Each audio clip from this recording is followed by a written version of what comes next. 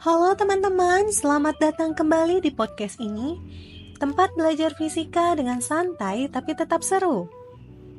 Di episode kali ini, kita akan bahas mengenai fenomena yang mungkin sering kalian lihat, tapi jarang kita pikirkan. Apakah itu?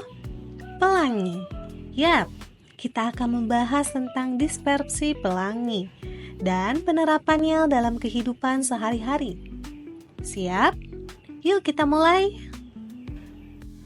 Pertama-tama, kita perlu tahu dulu apa itu dispersi.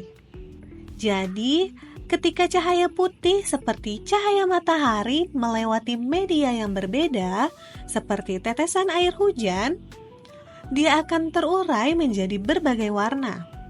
Proses ini disebut dengan dispersi.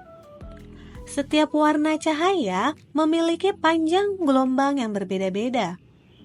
Nah, panjang gelombang ini yang membuat setiap warna membelok dengan sudut yang berbeda ketika melewati tetesan air. Hasilnya akan tercipta warna-warna pelangi yang indah. Dalam fisika, fenomena ini sering dijelaskan melalui hukum Snell yang berbicara tentang pembiasan cahaya.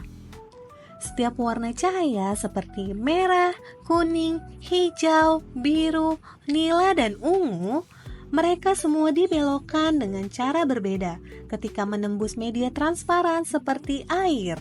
Jadi, bagaimana sih pelangi bisa terbentuk? Nah, sekarang kita masuk ke pembahasan mengenai pembentukan pelangi.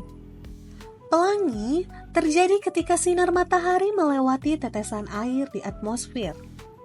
Cahaya matahari tersebut dibiaskan, kemudian dipantulkan di dalam tetesan air, dan dibiaskan lagi saat keluar dari tetesan air. Proses inilah yang memisahkan cahaya menjadi spektrum warna yang kita sebut dengan pelangi.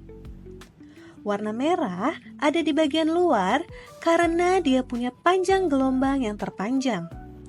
Sedangkan ungu ada di bagian dalam karena panjang gelombangnya paling pendek. Mungkin kalian pernah dengar pepatah, ada pelangi setelah hujan. Nah, itu benar secara ilmiah karena setelah hujan ada banyak tetesan air di udara yang berfungsi sebagai prisma alami. Kalau dipikir-pikir, fenomena dispersi pelangi ini bukan cuma terjadi di langit setelah hujan loh. Ada beberapa penerapan praktisnya dalam kehidupan kita sehari-hari. Misalnya, di dunia optik, fenomena ini sangat membantu dalam desain alat seperti prisma, teleskop, dan bahkan lensa kacamata. Prisma, seperti yang ada di laboratorium fisika, bekerja dengan prinsip yang sama seperti tetesan air, dengan memisahkan cahaya putih menjadi spektrum warna. Selain itu, dispersi juga diterapkan pada spektrum cahaya untuk memahami komposisi kimia bintang-bintang di luar angkasa. Para astronom menggunakan alat yang disebut dengan spektrometer untuk menganalisis cahaya yang dipancarkan oleh benda-benda langit, sehingga mereka bisa tahu elemen apa saja yang ada di sana. Penerapan lain yang tak kalah keren adalah di dunia teknologi komunikasi. Kalian tahu serat optik?